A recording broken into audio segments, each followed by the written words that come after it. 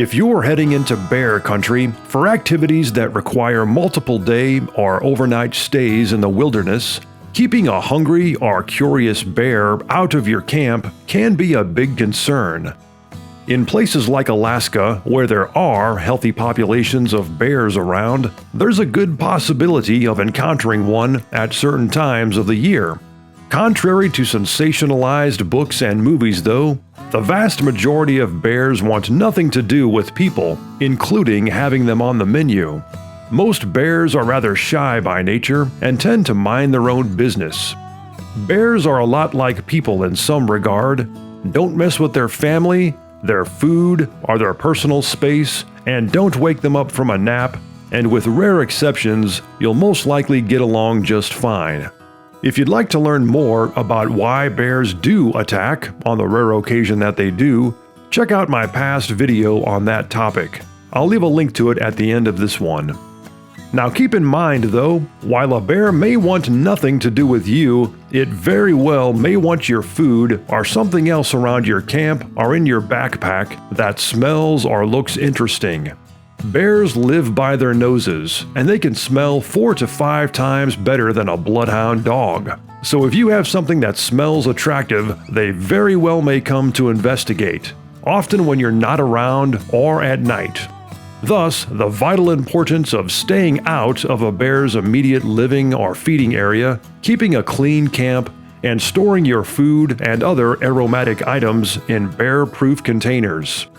Another effective option for keeping a secure camp is using a portable electric bear fence. These have truly revolutionized the way people live and work in places like Alaska, and they can certainly be used anywhere in the world. Believe it or not, a small, packable electric fence that operates on just a few batteries or even solar power can generate enough shock to send a 1,000-pound bear running for the hills.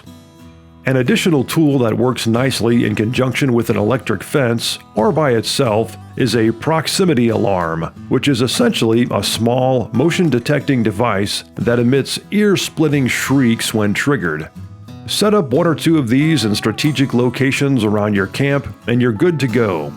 They can also be used very effectively during your time in the field as an alarm for something that may be coming up behind you on the trail. And they're also great for securing a fish cooler or a game meat cache if you're on a hunting or fishing trip, as you should never keep your fish or your game meat in your immediate camping or sleeping area.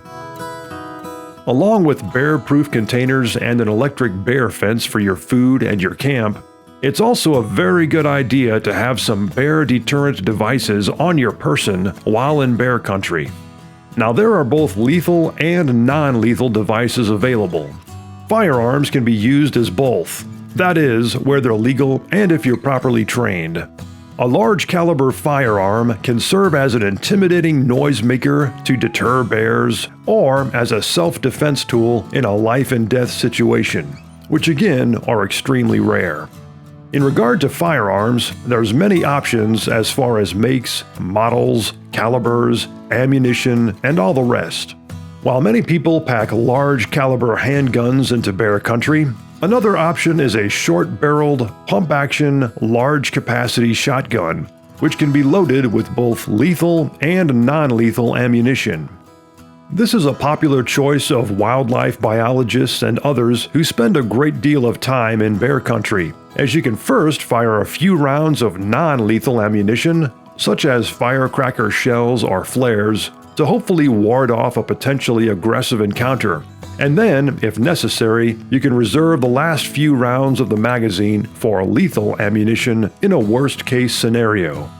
No matter what you choose as far as a specific weapon though, the most important points are to first make sure it's legal where you're going to be, as they are restricted in some state and national parks, to make sure that you're properly trained and confident in using it, and that you practice gun safety at all times for the well-being of yourself and others. Other popular non-lethal forms of bear deterrents are those of bear pepper spray, fireworks, air horns, flare guns, and similar devices. Basically, anything that makes a loud, scary noise or causes a temporary painful sensation for the animal can be effective.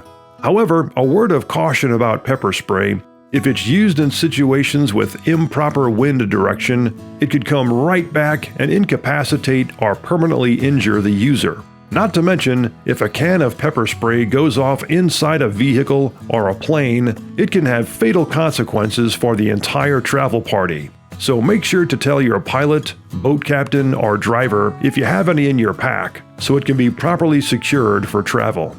Finally, and most importantly, the greatest bear deterrent device of all is between your ears, and that is your brain.